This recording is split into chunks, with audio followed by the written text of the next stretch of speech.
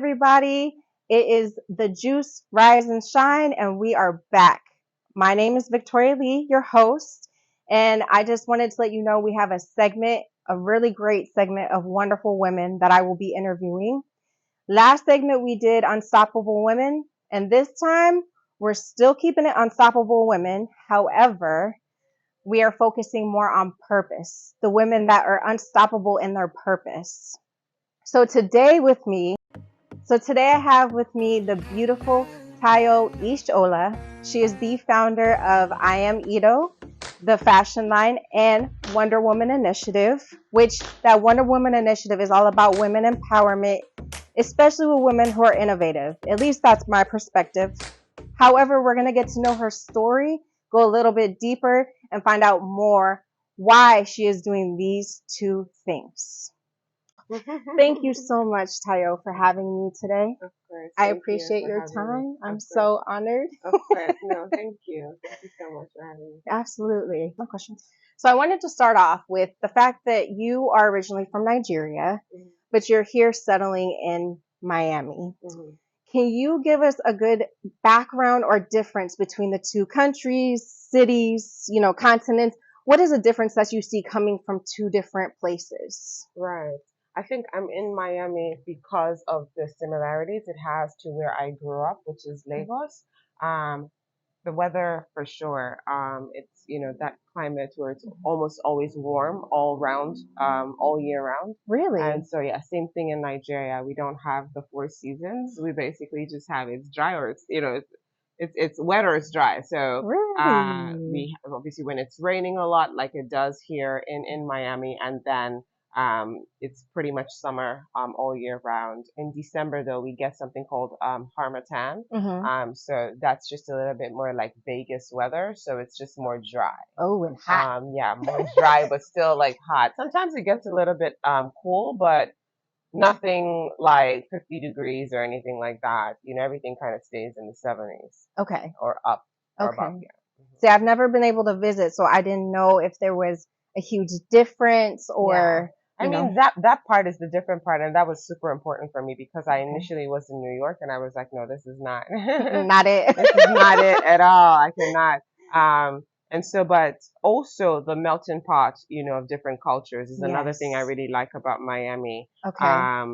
The food, you pretty much can get almost everything. Yes. You could be in Miami and feel like you're in multiple different countries because Very we have, true. these pockets of things and places that you can experience that exposes you to different cultures. And so, being someone that was raised around culture, that really works for me as well. So it's not too, also the lifestyle, I think Lagos is a very, it's the hub, it's the business hub, Okay. of Nigeria. And so Miami kind of has that as well, but also the aesthetic and also the beaches. Lagos has a lot of beaches as well. I grew up like going to the beach a lot.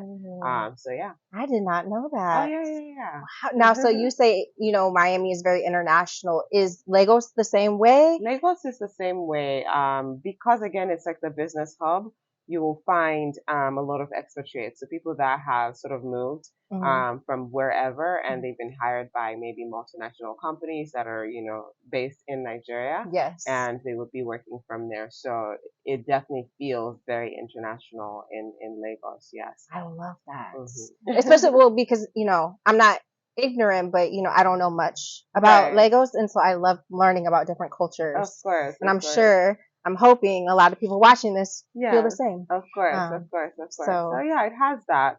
I think the only other thing that is maybe wildly different is obviously the concentration of Nigerian food that you can try. It's very okay. easily accessible.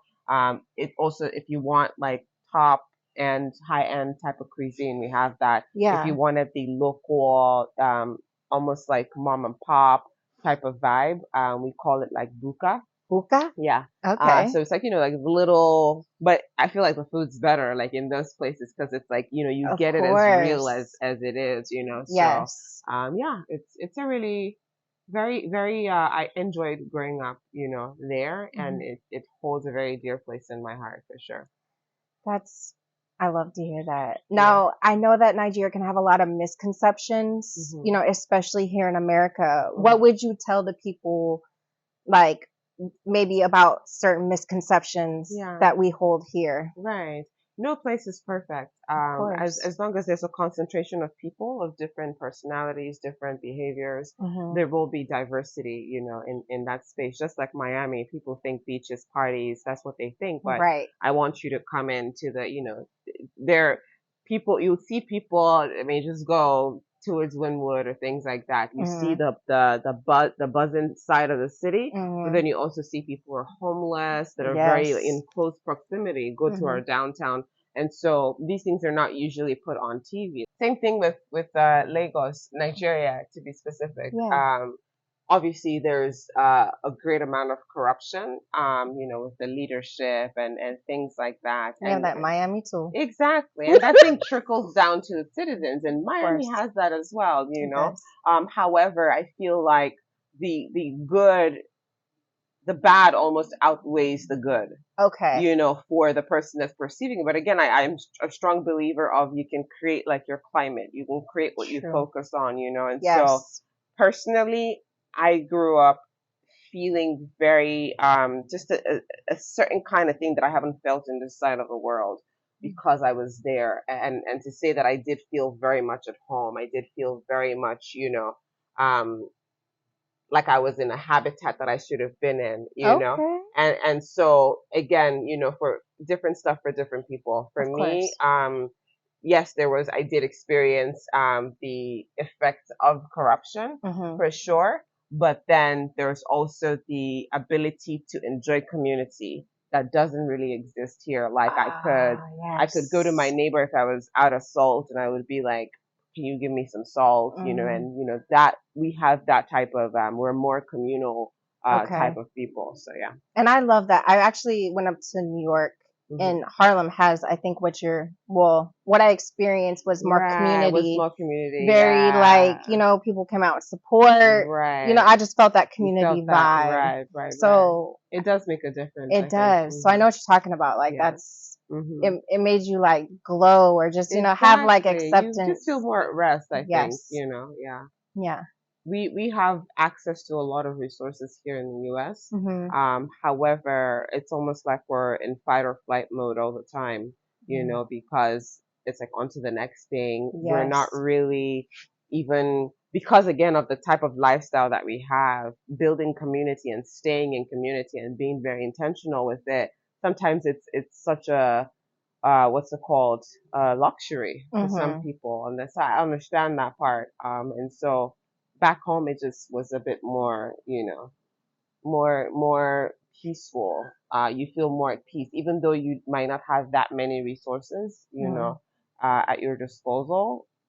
Just that love and community almost makes the difference. Yeah. Okay. That's great to know. And you actually answered one of the questions I was going to ask about Hmm. the difference. You already were like the community. So that's Right, probably the biggest thing. right. And do you feel like that's also the biggest adjustment that you had when you came to America? Yes, it Was was a that? big, yeah, it was definitely very big. I'll give you, first of all, I Uh-uh. had so many like culture shocks. For instance, if a person invited you out in Nigeria to like their birthday or something, Hmm. you knew if they were inviting you to a restaurant, it meant that they were providing all the meals. They were paying for everything for everyone that they invited to their birthday. Oh. This side of the world, they say, "Oh, I'm having a birthday at this steak place," and obviously it's like $60 steak or something like that. Hmm. And you go, and I'm like, "Oh, hey," and then they bring you a check just for you. And so I'm like, "This is interesting. I didn't know." I didn't know that part. Anyone who Yeah. literally, when someone initiates the you coming out, Hmm. chances are, they're the ones who cover it. That's how it kind of used to be. Wow. It was different That to would sort be of, expensive for us I Americans. know. So it was very different to see this different. Hmm. Another thing is, again, that community support. I was used to, if you're stranded, you're not really stranded. Even a Okay. stranger, sometimes I literally have been accommodated. I was stranded in the city somewhere it's called Abuja, another state in Nigeria. Okay. And I kind of was stranded for like a day, and a lady that I didn't know before actually accommodated me. You know what I meant? Just took you into their She took home? me into. I mean, we were on the same flight.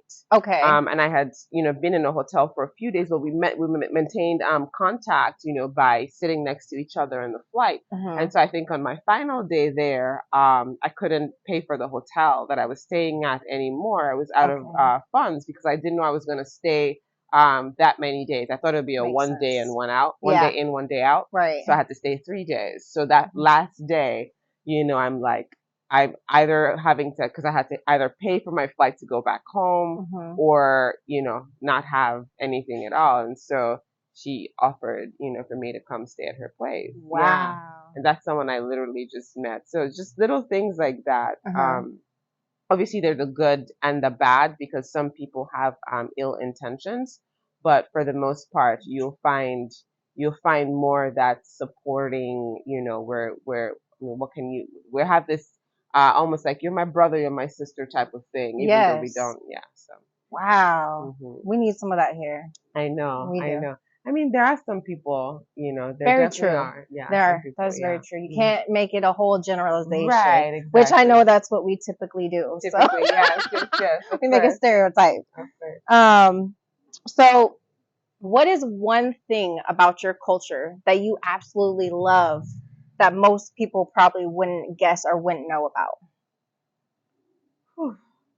I think my culture is very big on God.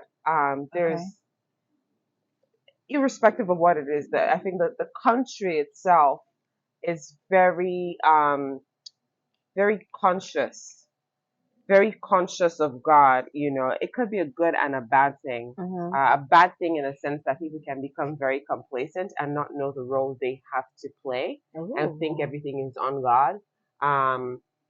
While some other people understand the balance, But I like that because what helps is that narcissism that comes with being human. Sometimes when you think everything is within your power and control, it's better for people to be able to relate with each other because there's a sense of God or otherness, like a higher. I don't like to use that higher power thing because there's so many different, higher powers. You know what I mean? Depending on the culture. Child, this fan is a higher power right now. You know what I mean? Like the sun is a higher power right now because I can't match that intensity. Okay. So I don't like to use that. I like to be specific with what it is. But anyway, with Nigeria, with our culture, some people are even into the sense of spirituality and the sense of that we are more than just these bodies moving around. I really, really like that, about the culture because I think if we can match that with strong and hard work, and with understanding of how to apply, I think we can really be in a good place, as a country. And I think a lot of the people that have been able to make it out, irrespective of the challenges that they had, that's one of the sauces, that allowed for that to happen because it comes. The belief in God comes with hope. It comes with faith. It comes with even scientifically, it comes with a lot of things that are requisite for a person to be able to be successful. So yeah, I like that. Every time we talk, she gets so deep. But that's my favorite thing about talking with you. Right. Is like the conversation and like the way you really point out things. Yeah. Thank you. You're very welcome. Thank you. So would you say that you feel, based on your experience between America and Africa or Nigeria, that people are more purpose driven in Lagos? People are more purpose driven. I think also the climate of the external environment that people get thrusted into forces you to be purpose driven. It forces you to be purpose driven because you will not survive, if you didn't have a vision, you would not, you know what I mean? Because Wow. there's so many limited resources, and there's Okay. also the corruption that you have to deal with. Okay. You want to go to the bank, for instance, and it Mhm. could be just as simple as going to an ATM, Mhm. but there's so many things that are put in place that it's almost to derail the citizens, in the sense Okay. that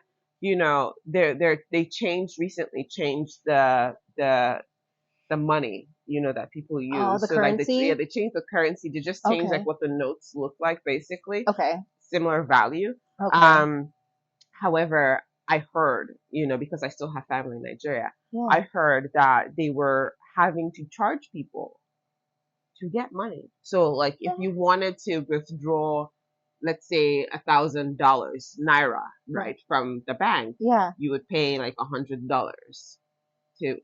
That is insane. It doesn't make sense to me at all. However, they Oh. subjected people to things like that.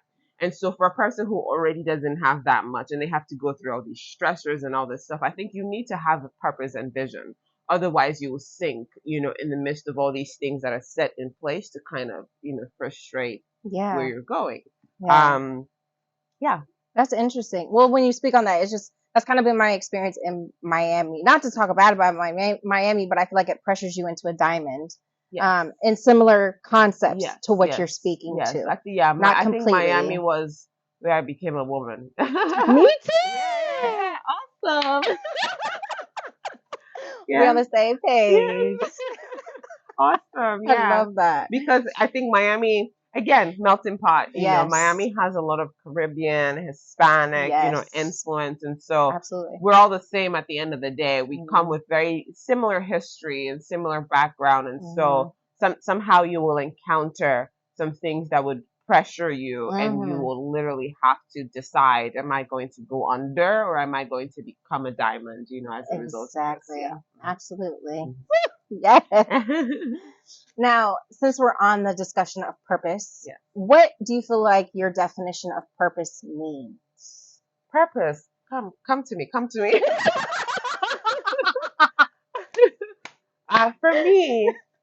For me, purpose it's like business.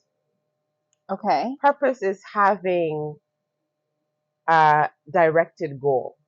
Directed goal. Yes.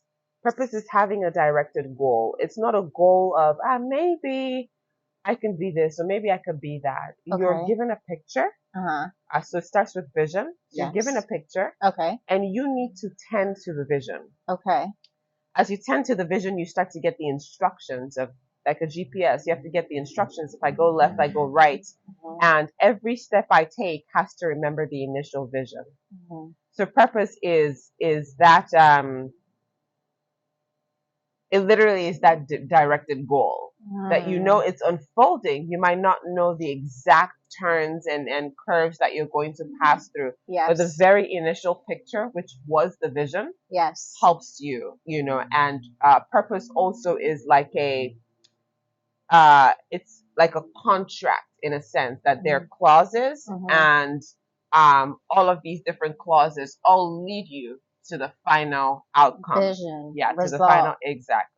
I completely get you. Yeah. And certain things come into place even though you Certain don't things, see. yes. And you also know you have to learn how to say no to what's not in alignment with that Yes. purpose. Yes. Absolutely. Yes. Sometimes when people think of purpose, they think of a job, they think of a this, but purpose is bigger than that. Yeah. The job allows the purpose to come alive. Absolutely. The whatever channel you're using Yeah. to fulfill that purpose is just a channel, but the purpose is much bigger, and it can be achieved through different means, but you have to remember what the starting point is, so that you're able to say no to what's not Yes. in alignment, and Yes. yes to what's taking you there. Yes. Mhm. Perfect. I love your definition of purpose because that's actually what I've been experiencing as well. So with your definition of purpose, what do you feel like your purpose is? My purpose is to, first of all, create a means for people to be able to encounter their purpose. Ooh. It's a big task. The reason I say that is purpose starts with identity. Identity is something that belongs to every one of us. It is who we are, not what we are. It is who we are, not what we do. It is who we are, not what we have. It is how we give, not what we give. It is the choice to love, even when it isn't deserved. It is grace in action, the true essence that makes the foundation stones that fit into the crowns of consciousness that we wear after we fought the fight of faith. I am strong. I am bold.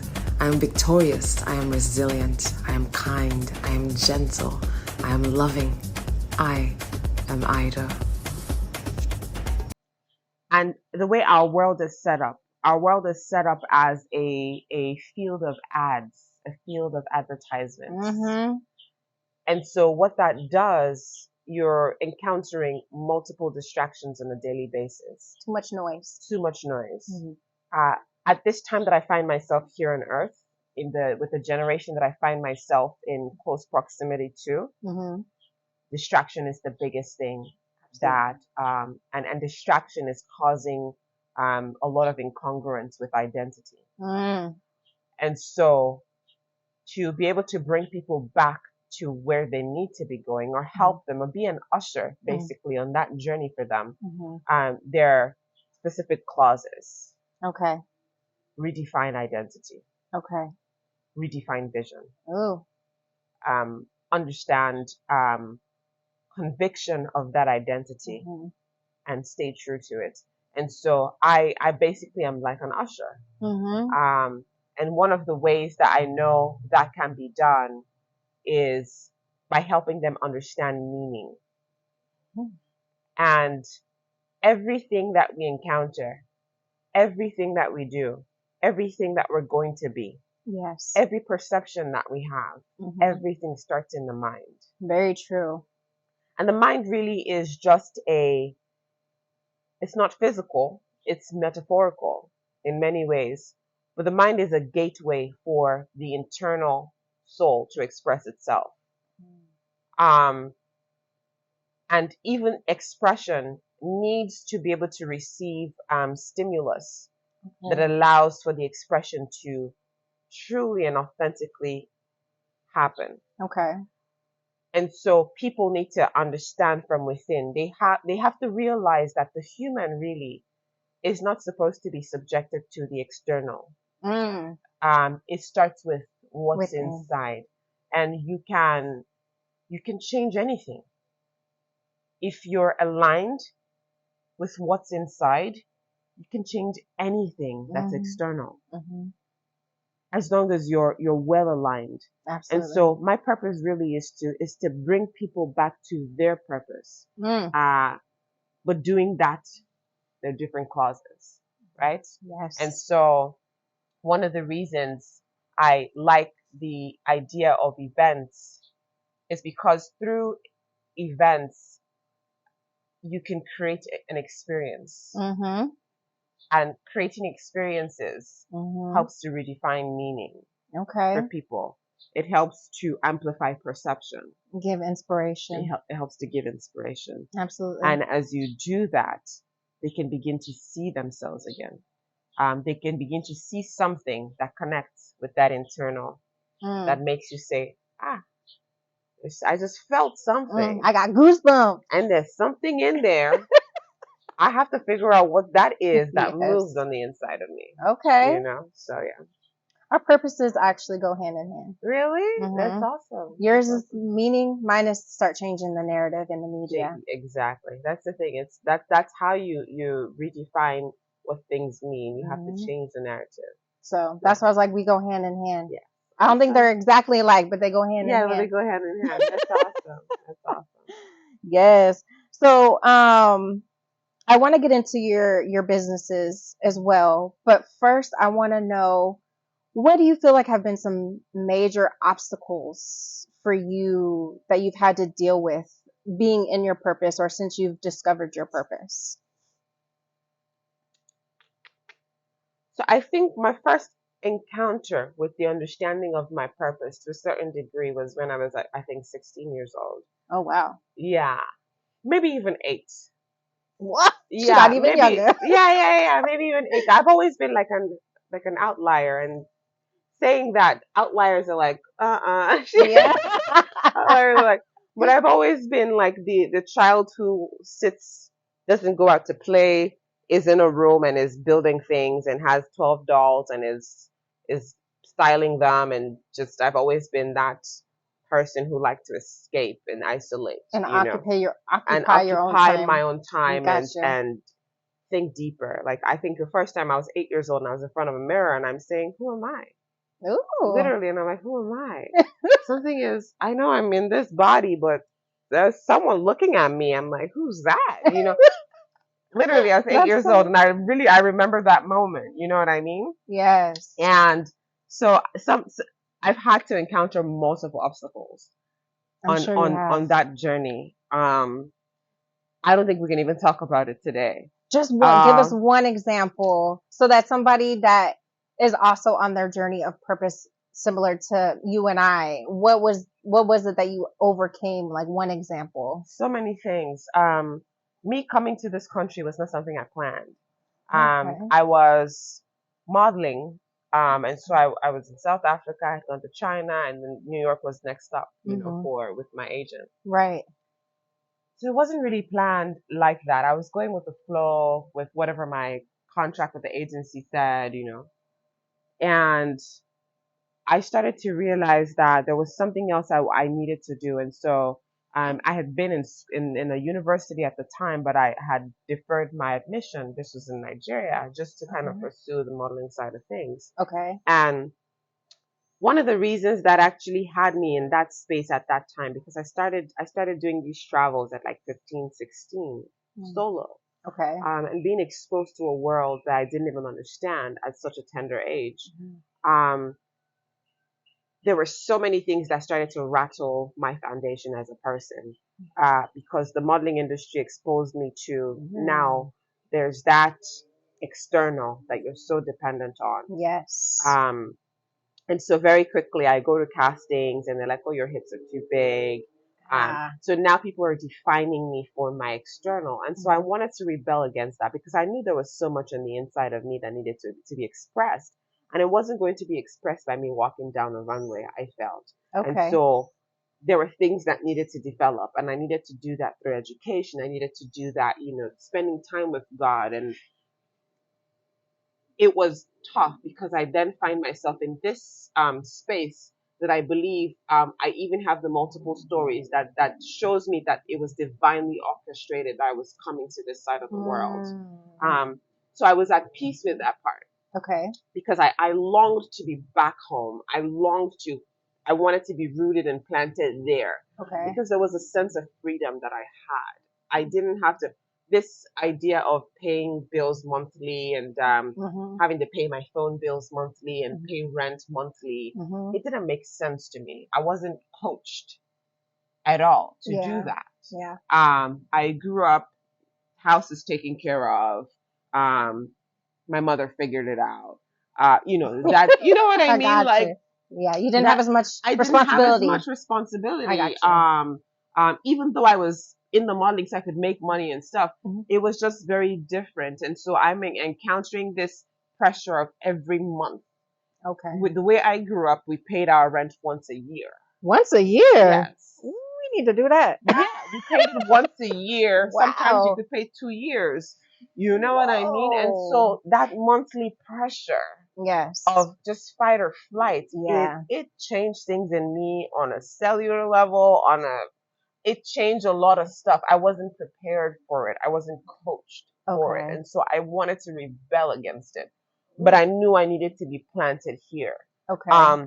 And so I did encounter a lot of challenges as an immigrant. I did encounter a lot of challenges, even with coming to Miami and having a vision and a purpose. But then that purpose started to change, and my direction started to change, because I started being advertised to by society, by the noise, or by America. You know what I mean?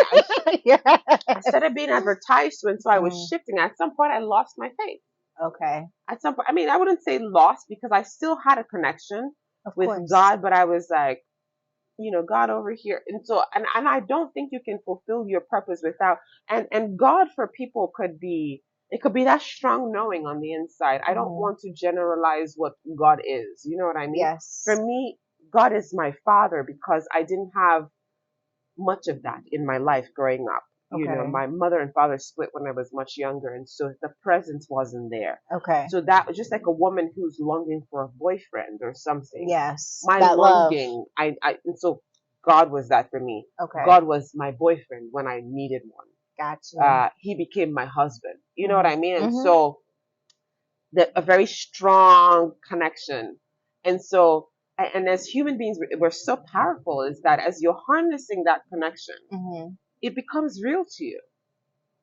It becomes real to you, and God responds. And He responds by making things happen outside of you that makes you know this could only be by divine orchestration.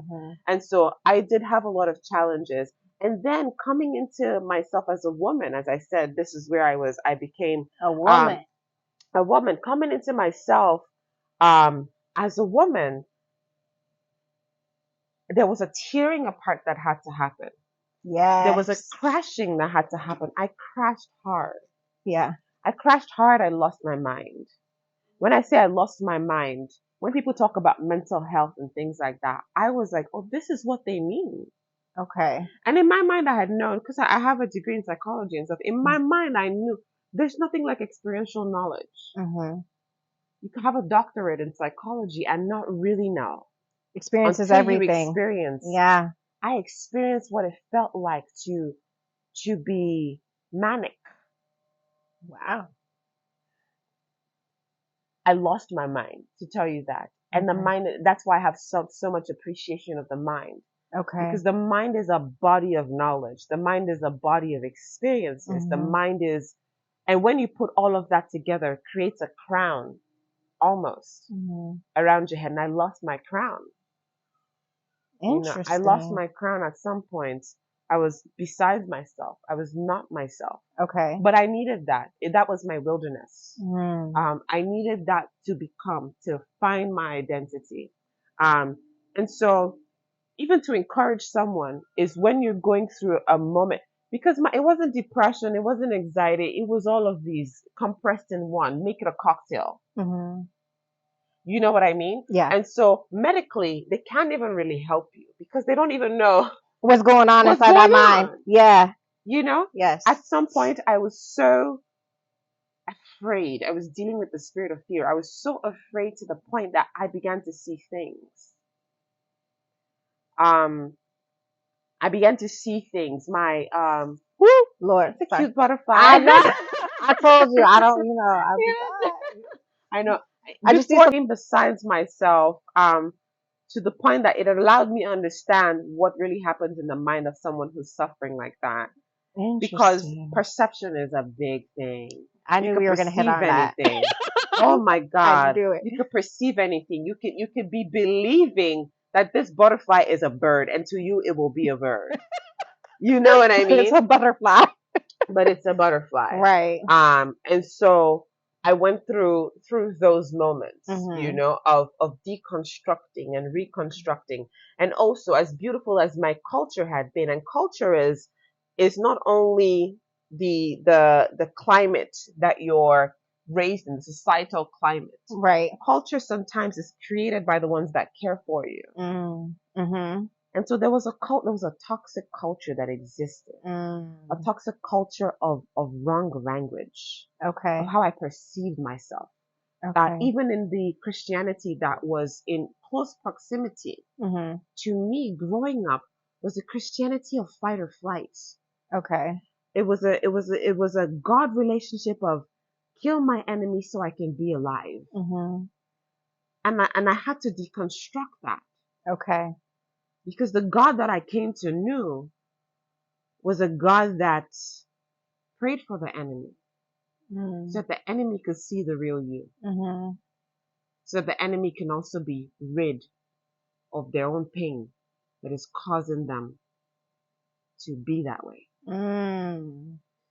it was a God that allowed me to separate the person from the behavior. Okay. A God of empathy. Mhm. That was not something I knew that much of. It was a constant. I need to survive, so kill my enemies so I can survive. Yeah. My haters, Exactly. the ones that are jealous of me. Mhm. And so I learned to die. As I learned to die to myself, and dying to myself was dying to a lot of the constructs. Okay.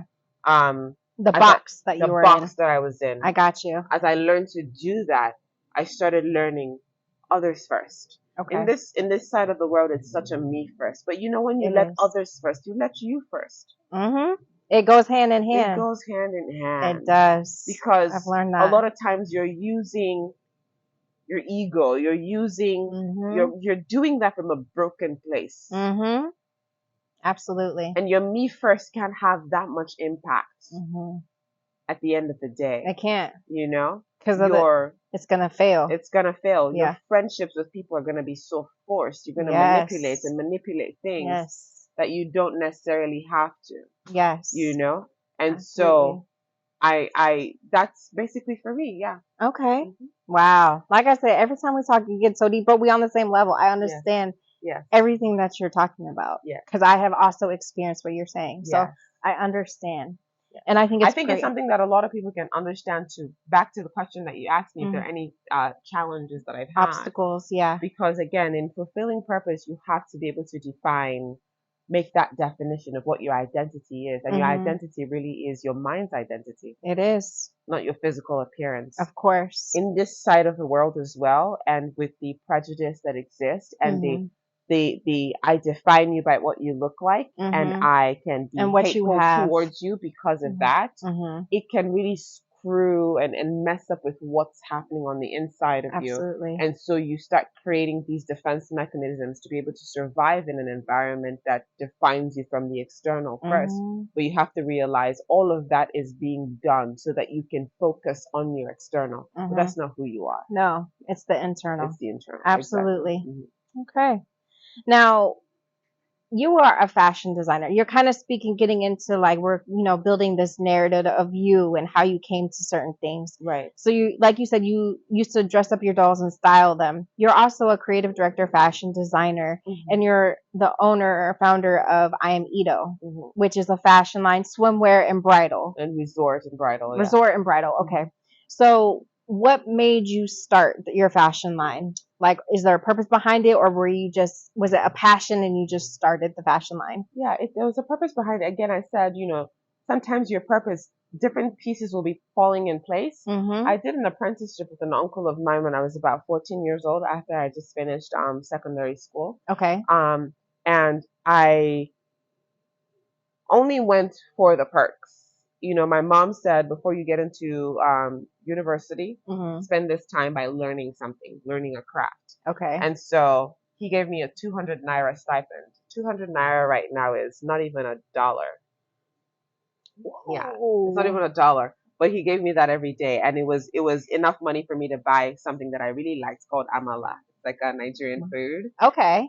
So I went there with that was my motive, for going. But I didn't know that what I was learning could be used later in the future. When I moved to the U.S., I think I mentioned to you earlier on, is that I knew that I had a bigger purpose that had to do with my voice than being seen walking down a runway. Yes, and you did. So I had to use the resources that I had gathered, and some of the resources I had gathered, that designing side of things was also there. Okay. And so I felt that could allow me to create a narrative more than walking down a runway can.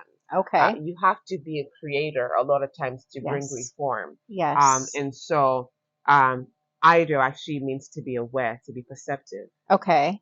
So it was very intentional that it wasn't just going to be another fashion brand or swimwear brand. I wanted it to be something that allowed for a narrative to thrive. And so that allowed for me to be able to attract ambassadors and people who have understood and have gone through life understanding the power of perception. Okay. Also, one of the biggest inspirations for that was because I had on that journey, the woman that I told you about who accommodated me for a night in Yes. Abuja. Yes. So that was number 2 of a very similar occurrence. Another one happened in South Africa just a few months before that. Oh. And so these 2 women had shown me a pattern of something strange because of how I met them, because of how they were there just at the nick of time for exactly what I needed. They had to have been perceiving. They had to have been listening. There was something directing them, and they were going with that. Perception is gold in today. Yes. Because your attention, which is you need attention to perceive, and attention is so expensive right now because people are paying ads. People are paying for ads to get your attention. Absolutely. And so what that's doing, it's modifying how you even perceive things. Yes. Modifying your direction. Yes. Modifying your drivers. Absolutely. And so for me, these women somehow were deadened to a lot of the external to be able to perceive that there was someone in need at that time, and they didn't do the me first.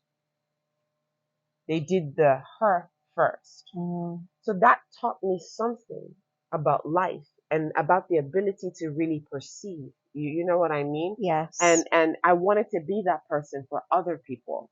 Okay. And so in being that person for other people and teaching other people to be that, I think fashion brings people together in such a fashion. You know, it brings people together to celebrate, to communicate about things. And for me, that would have been the perfect channel for me to use to bring it to some of the people that will be the most distracted. Because again, the fashion is where a lot of the ads. They are. Where they try to distract you. It's very distracting. It's it very, is. look Name at me. brand. It's very flashy. You understand? And yes. so you need to go to the center of where it started and basically start making change happen. Wow. And I think that's a lot of people don't understand too with fashion is when you have a collection online, it is about a narrative. It's about storytelling. It is. It's Whether not you just know about it or the not, clothes. you are Yes. creating a narrative. You whether are. You know it or not. Yeah. Yes. So I'm glad that you kind of went into the backstory of Yes. your narrative and your brand. Yeah. Because it's so important. The narrative is more important than the brand. It is. Yeah. And what people are buying, you're representing that person's narrative or supporting that person's narrative. So it's very important when you're buying fashion to understand that brand's narrative. Exactly. So it's like I said, now you guys know, you're aware. Make sure you know what you're getting into. Know what you're getting into for sure. For sure. For sure. Now you also have the Wonder Woman initiative. Yeah. How did that come about? You're doing your fashion line because you wanted to create a voice and a narrative. How did the Wonder Woman initiative get started within that? I like that you're saying narrative because I'm big on narrative. I am too. Because what is narrative? I'm changing the narrative. Yeah, exactly.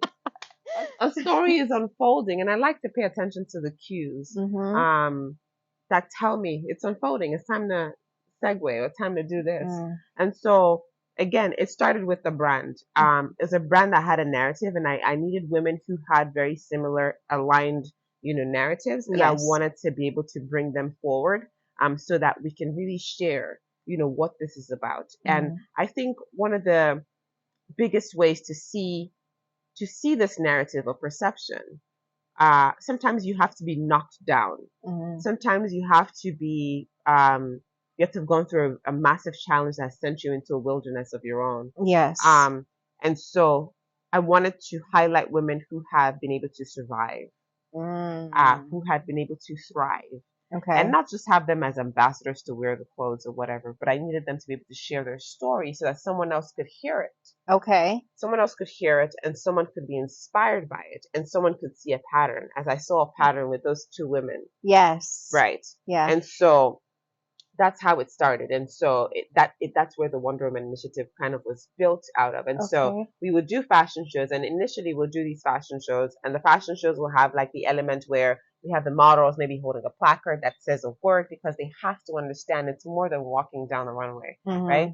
And we'll have these videos, audio-visual kind of experience to help people further understand the message of the brand. Yeah. And so at some point I felt it wasn't enough to just have that, because somebody could see a placard that says I am powerful, and in their mind they could feel threatened by it. They might not know what the person is saying. They could think it's, they might not understand. And so I felt people needed to hear more than just see. Okay. Because a lot of times your seeing and how you see is influenced by how you hear. The unconscious biases that we have a lot of times comes from what we've heard. Okay. And those things we've heard have created a narrative images and a narrative. Yes. And so you can't give just one. And I thank God for where technology is now, the 3D and 4D type of living and world, And so what has happened is for communication to be effective, we need all these elements for you to really get what it is. And so that's how it started. And so doing fashion shows that infused these elements and bringing women who embodied, these messages literally to your brand. It's not about my brand at the end of the day. I mean, I am EIDO. Yeah. To complement I am EIDO. To complement it, but to basically just allow the purpose, because again, the brand and all these channels are just channels, right? For a bigger purpose to happen, of course. And so these women are images, okay? Because an image is more than just that one picture.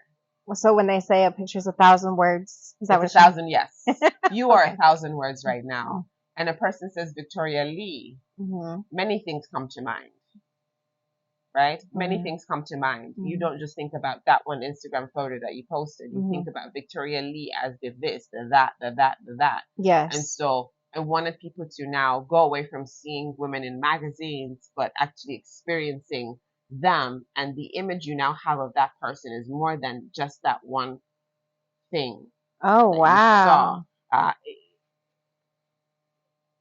It's almost like a big construct. Yes. One person. I get you. Being that. And so, yeah. That is very interesting. Yeah. No, I love how that all comes together. Right. And how you just kind of, so is there something next, or is that your main focus right now? Narrative, right? You never know. I'm unfolding.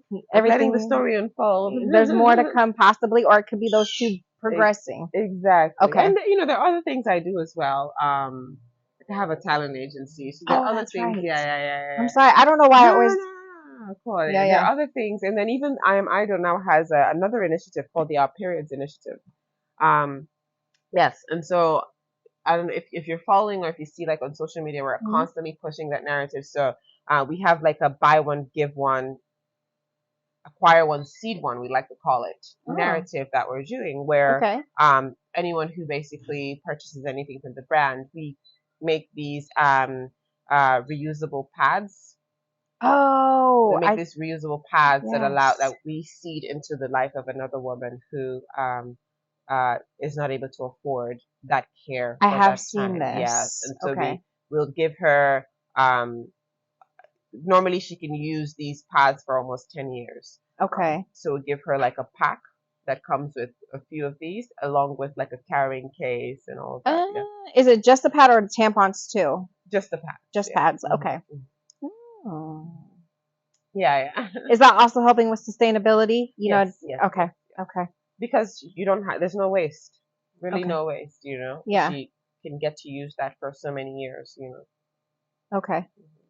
Now, we're kind of on perception, so I'm going to kind of switch. So I know throughout this, narrative and perception have been a big mover in your life in regards to like how you navigate the world. Why do you feel like it's so big to you? Perception? Yes. Perception is everything. We are almost hypnotized from when we're kids, we're taught perception. We're taught how to perceive. We are taught how to perceive, because when you start saying, mommy, more, and you're using sign language as a little 3-year-old or 4-year-old. Yeah. You're equating this to mean more, because they've taught you how to communicate that way. True. The language has been coded. They basically taught you how to communicate. True. And so it's going to get to a point where you have to start realizing, where did this originate from? So perception, for me, starts with understanding meaning. And for you to understand the meaning of things, you have to understand the origin. Why did this start? Where did this come from? Okay. You know what I mean? Yes. I don't like to talk so much about racism, but I might as well, because that's one of the biggest struggles that humans have with perception and the value that they attach to what to what they perceive. I love that I come from I have the Nigerian side of things, and even in Nigeria, tribalism is big. Okay. Because there's so many different tribes. Yes. And one tribe feels they're superior to the other. Of course. And they could actually kill the other because they believe they're superior to that tribe. Yes. I also lived in South Africa, where I get on a bus and the driver calls me Satan. Basically Satan. Oh, really? Calls me Satan because I have a Nigerian accent. Oh. And so, but I've also been blessed by another South African in the same climate. Okay. She perceived differently. Right. You know what I'm saying? Yes. And so he was taught to hate. And so these are seeds that are planted. From children or childhood. From childhood. Yes. And it becomes a program. And it goes ahead of you in the sense that you're programmed into it from childhood, but at some point it's almost like it takes the lead. That's where the unconscious biases kind of it comes in, right? Okay. It takes the lead, and you can even act before you even know why you acted. Why you put your purse under your arm when you walk by the black guy. You might not know why you did that. It was just subtle. But it's been programmed, and the program helps you. It's trying to protect you. Because it thinks you need to be protected. The human mind is so powerful. Right. You know? And so for me, it's important for people to understand the meaning of things. What does it mean to be a human? Is my blood different from your blood? Do I bleed differently from the way you bleed? Why are some people darker than others? True. Why is it? And now that I'm a plant mom, because girl, I got a whole garden. I'm learning things, even that process, that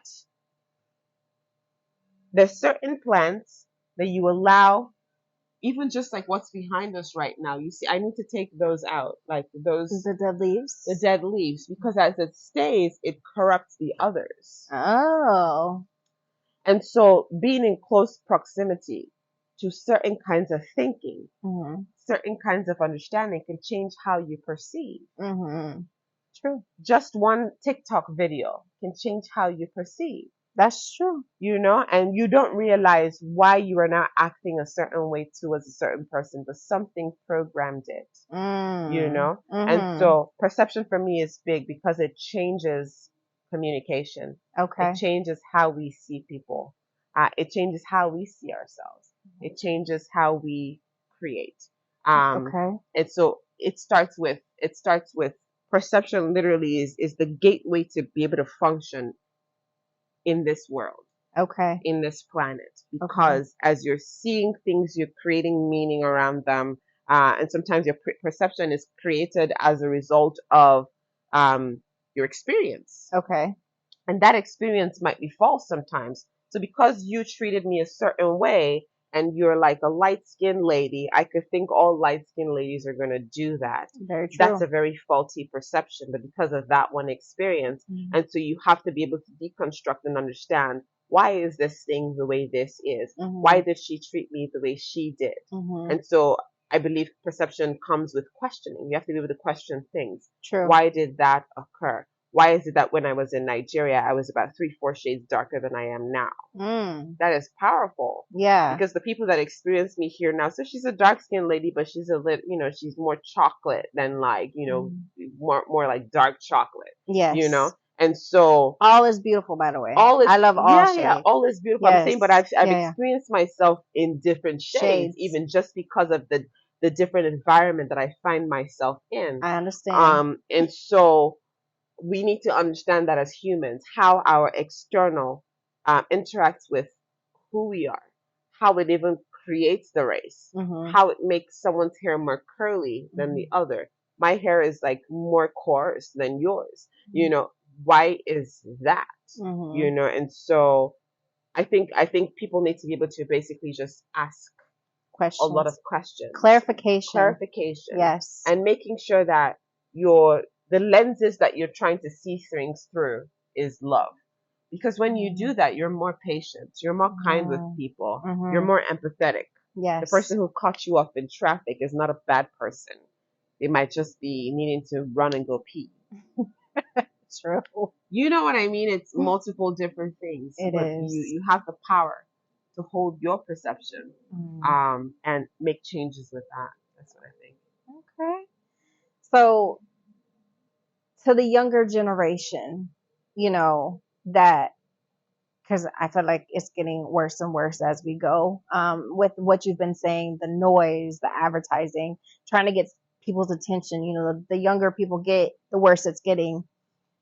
What would be something that you would like to say to the future generation, or maybe advice that you would give to the younger generation?